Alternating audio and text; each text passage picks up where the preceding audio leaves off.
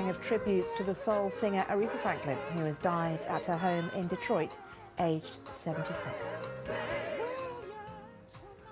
Well, let's stay with that story now.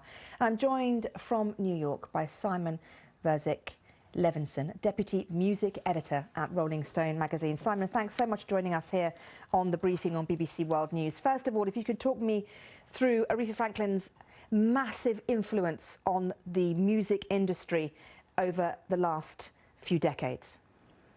Well, this is a titanic loss for America and the world. Aretha Franklin was the greatest voice of the 20th century.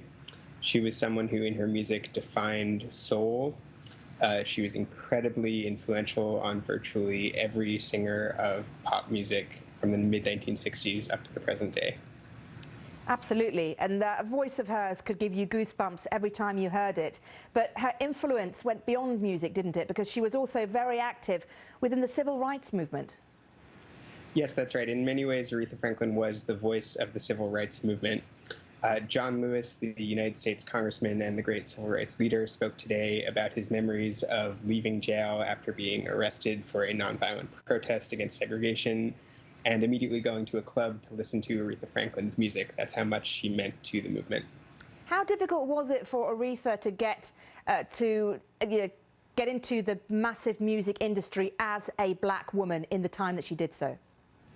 It certainly wasn't easy, and she did that through talent, through her incredible skill and her genius as a musician.